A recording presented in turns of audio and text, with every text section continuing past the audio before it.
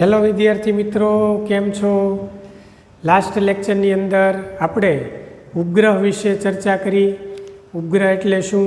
તો એની અંદર આપણે જોયું કે કોઈ પણ ગ્રહ છે તેની આસપાસ ભ્રમણ કરતા પદાર્થને આપણે તે ગ્રહનો શું કહીએ છીએ? ઉપગ્રહ, જેને અંગ્રેજીમાં સેટેલાઇટ કહેવાય. બરાબર. તેના કેટલા પ્રકાર છે? તો કે 2 પ્રકાર.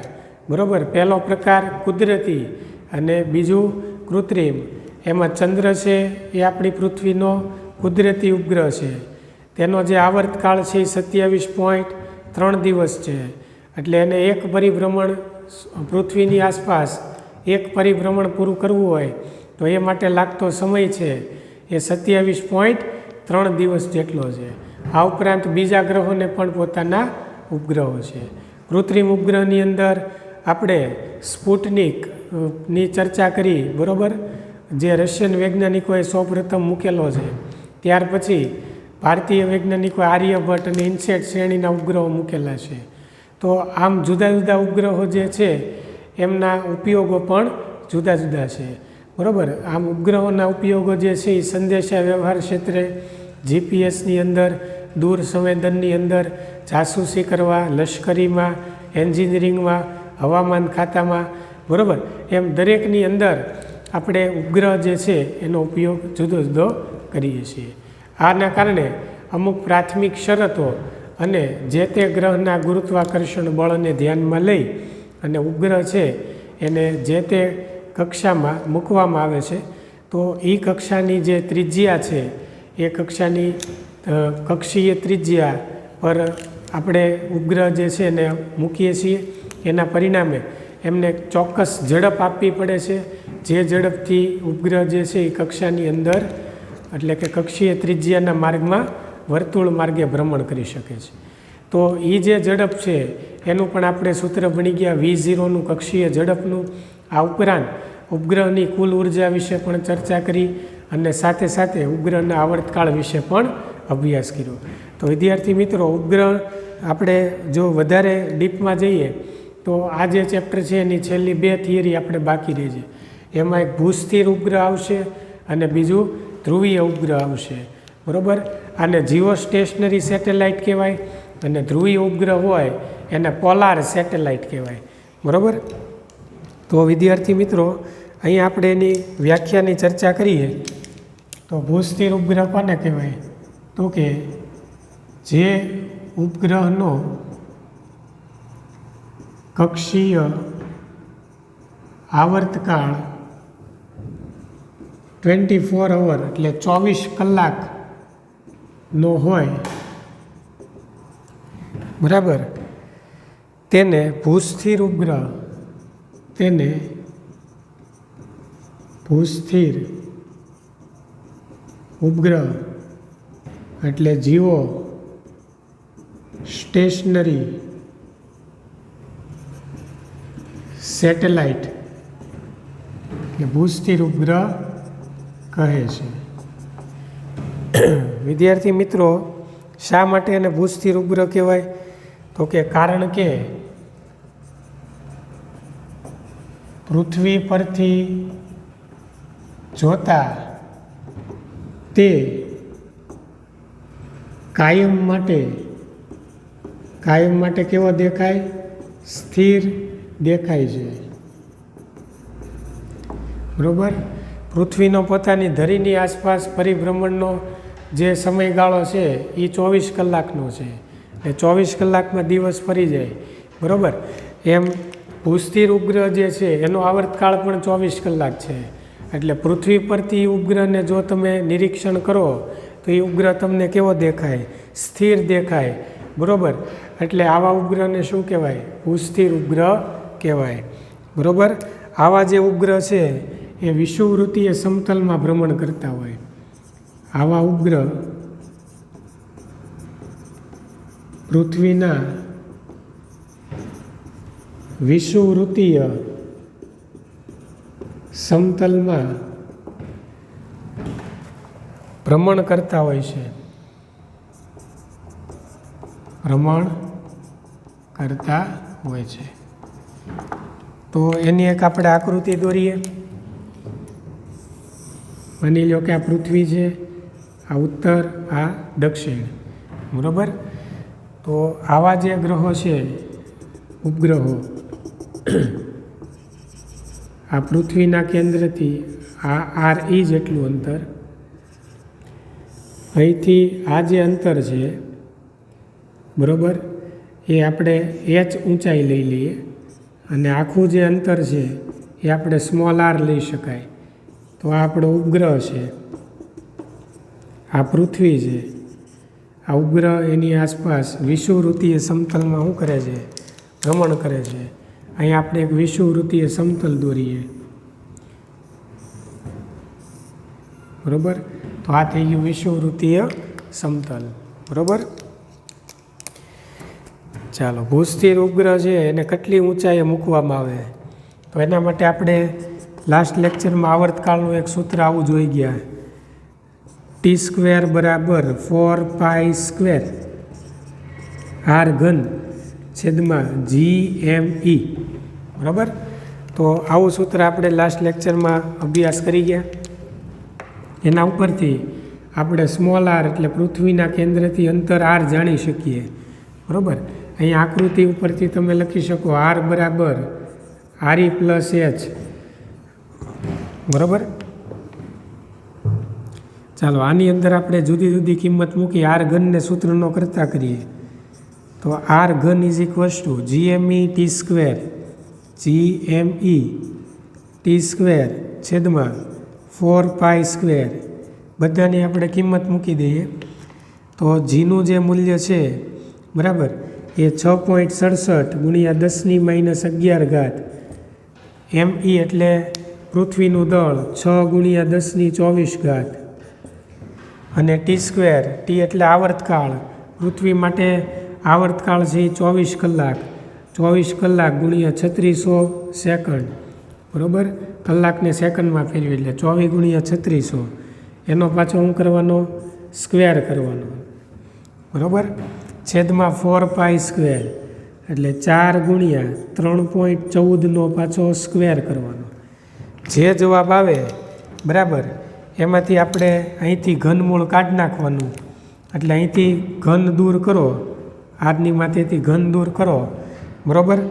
એટલે અહીંયા આપણે શું મૂકવું પડે? 1/3 મૂકવી પડે. સેમ એ જ રીતે અહીંયા પણ આપણે 1/3 મૂકવી પડે. તો વિદ્યાર્થી મિત્રો, તમે આ બધાયનું સાદરૂપ આપી દો, જે જવાબ આવે એની 1/3 કાઢવાની. 1/3 સાદા કેલ્ક્યુલેટરની અંદર આ રીતે નીકળશે, બરાબર. જે જવાબ આવે એમાં વર્ગમૂળનું બટન દબાવવાનું, બરાબર. પછી પાછું વર્ગમૂળનું બટન દબાવવાનું, બરાબર. આનો જે જવાબ આવે એ જવાબ કેલ્ક્યુલેટરમાં લખેલો હોય, એમાં તમારે આ બટન વર્ગમૂળનું બટન દબાવવાનું, પછી સાથે સાથે પાછું વર્ગમૂળનું બટન દબાવવાનું, પછી ગુણાકારનું બટન દબાવવાનું, પછી 4 વાર વર્ગમૂળનું બટન દબાવવાનું, બરાબર. પછી પાછું ગુણાકારનું બટન, પછી પાછું 2 વાર વર્ગમૂળનું બટન દબાવવાનું, પછી છેલ્લે તમે બરાબરની નિશાની દબાવશો એટલે ફાઇનલી ઘનમૂળ સાદા કેલ્ક્યુલેટરની અંદર નીકળી જશે. તો એનું જે મૂલ્ય છે એ આવશે 42260, 42260 × 10⁻³ એટલે 42260 કિલોમીટર કહેવાય. 10⁻³ એટલે આ મીટરમાં આવે, બરાબર. ચાલો, ક્લિયર. તો આ થઈ ગયું આરનું મૂલ્ય, આ આપણને આર મળી ગયું. એટલે પૃથ્વીના કેન્દ્રથી એટલા અંતરે ઉપગ્રહ આવેલો હોય. તો ચાલો આની અંદર આપણે કિંમત મૂકી દઈએ. તો અહીંથી એચને સૂત્રનો કરતા કરીએ. તો h = શું કહેવાય? r - RE. ચાલો, આર કેટલું મળ્યું? 42260, એટલે 42260. પૃથ્વીની ત્રિજ્યા 6400 કિલોમીટર. આને આમાંથી બાદ કરો એટલે 35860 કિલોમીટર ઊંચાઈએ આવો જે ઉપગ્રહ છે એ તરતો મૂકવામાં આવે છે, બરાબર. આ સિવાય કોઈ પણ ઊંચાઈએ આ ઉપગ્રહ સ્થિર રહી શકતો નથી. અહીંયા લખી નાખવાનું, યાદ રાખો કરીને, ઘનમૂળ કાઢવાની રીત, બરાબર. અહીંયા આપણે લખીશું આ સિવાય કોઈ ઊંચાઈએ ઉપગ્રહ આ ઉપગ્રહ સ્થિર રહી શકતો નથી. એટલે વિદ્યાર્થી મિત્રો, ભૂસ્થિર ઉપગ્રહ જે હોય એને પૃથ્વીની સપાટીથી કેટલી ઊંચાઈએ મૂકવાનો? 35,860 કિલોમીટર ઊંચાઈએ. આથી ઓછી કે આથી વધારે ઊંચાઈએ આ જે ઉપગ્રહ છે એ સ્થિર રહી શકતો નથી. બરાબર.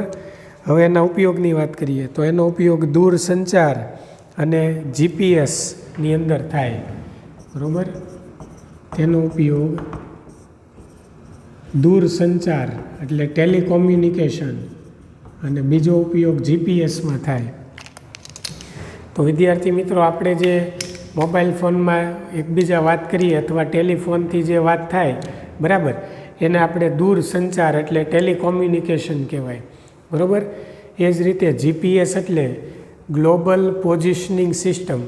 બરાબર. એટલે તમે કોઈ પણ અજાણ્યા સ્થળે તમારે જવું હોય તો તમે જીપીએસની અંદર, ગૂગલ મેપની અંદર જીપીએસ હોય મોબાઈલમાં.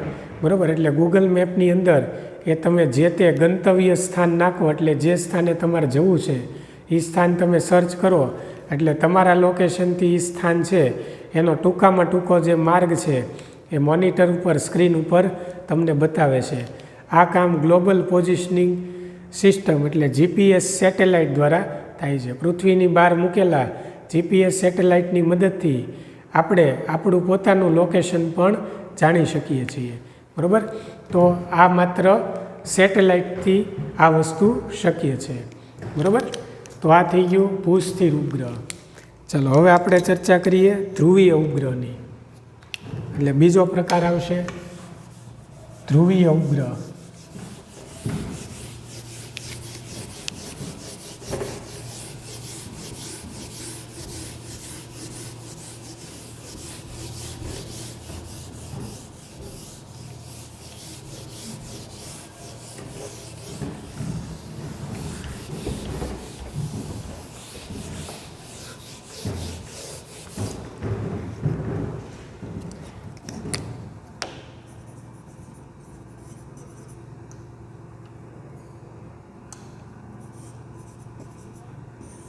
એને પોલાર સેટેલાઇટ પણ કહેવાય. તો વિદ્યાર્થી મિત્રો, આવો જે ઉપગ્રહ છે એ પૃથ્વીની ફરતે ઉત્તર દક્ષિણ દિશામાં ફરતા હોય.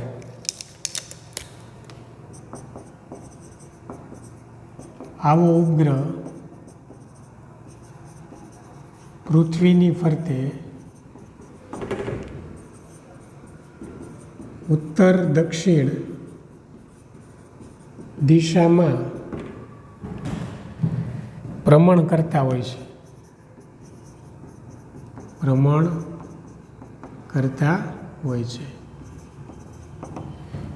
બરાબર. તેઓ પૃથ્વીની સપાટીથી 800 કિલોમીટર ઊંચાઈએ હોય છે. તેઓ પૃથ્વીની સપાટીથી 800 કિલોમીટર ઊંચાઈએ હોય છે. બરાબર. પૃથ્વીનું ભ્રમણ પૂર્વથી પશ્ચિમ દિશામાં, પૃથ્વીનું ભ્રમણ પૂર્વથી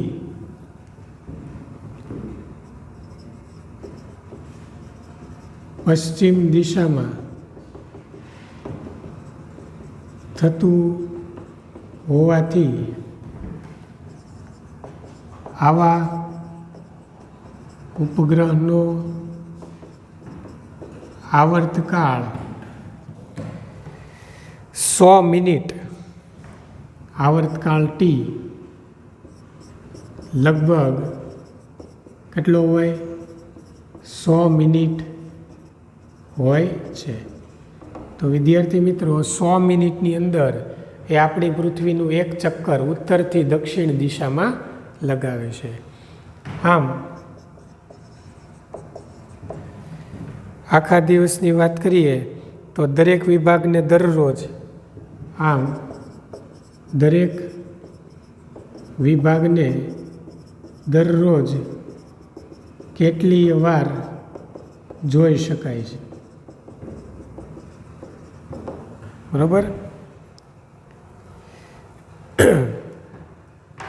ચાલો, કેવી રીતે જોઈ શકાય? તો તેમાં રાખેલા કેમેરાની મદદથી પૃથ્વીની સપાટીનો પાતળી પટ્ટી જેવો વિસ્તાર જોઈ શકાય છે. બીજા ભ્રમણ દરમિયાન બીજી પાતળી પટ્ટી જેટલો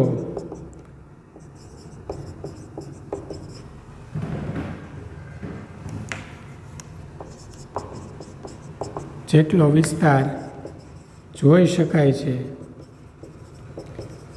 આમ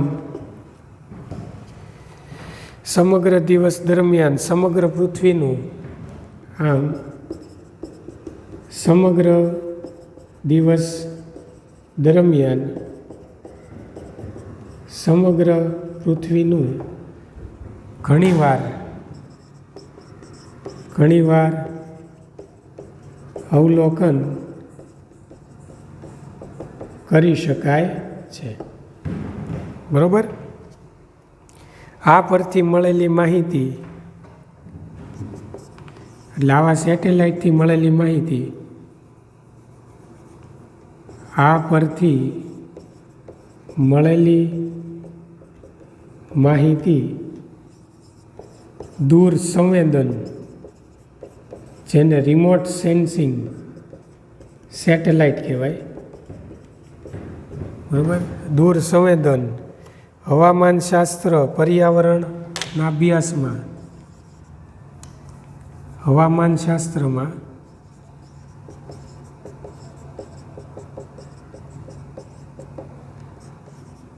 પર્યાવરણના અભ્યાસમાં ઉપરાંત જાસૂસીમાં પણ થાય છે. જાસૂસી વગેરેમાં તેનો ઉપયોગ થાય છે. બરાબર. ચાલો, આ સેટેલાઇટ કેવો હોય એની ચર્ચા કરીએ આપણે. ચાલો, આ પૃથ્વી છે.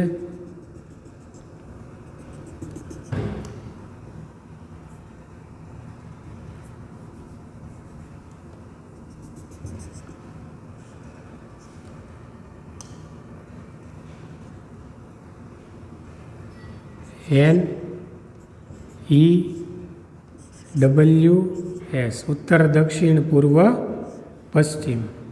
બરાબર. એમાં ઉપગ્રહની અંદર રાખેલા કેમેરાની મદદથી આવી પાતળી પટ્ટી જેવો વિસ્તાર જોઈ શકાય. બીજા પરિભ્રમણ દરમિયાન બીજી પાતળી પટ્ટી જેવો વિસ્તાર જોઈ શકાય. એમ સમગ્ર દિવસ દરમિયાન સમગ્ર પૃથ્વીનું ઘણીવાર અવલોકન કરી શકાય છે. બરાબર. આપણી જે પૃથ્વી છે એ આ રીતે પૂર્વથી પશ્ચિમ તરફ ભ્રમણ કરે છે. એટલે આનો જે આવર્તકાળ છે આવા ઉપગ્રહનો, એ આવર્તકાળ 100 મિનિટ જેટલો છે. અને આવા ઉપગ્રહ છે એ પૃથ્વીની સપાટીથી 800 કિલોમીટર ઊંચાઈ હોય. આને ધ્રુવીય કક્ષા કહેવાય. ધ્રુવીય કક્ષા. ઓલામાં વિષુવવૃત્તીય કક્ષામાં એ ભ્રમણ કરતા હતા. આવા ઉપગ્રહો જે છે એ ધ્રુવીય કક્ષામાં ભ્રમણ કરતા હોય છે. બરાબર. ચાલો, તો અહીંયા થઈ ગયું આ ધ્રુવીય ઉપગ્રહ. નેક્સ્ટ લેક્ચરથી આપણે દાખલાઓની ચર્ચા કરીશું. ઉદાહરણના જે દાખલા છે, દાખલા નંબર 3, 4, 5, જે કંઈ બી દાખલા છે એ બધાની આપણે ચર્ચા કરીશું.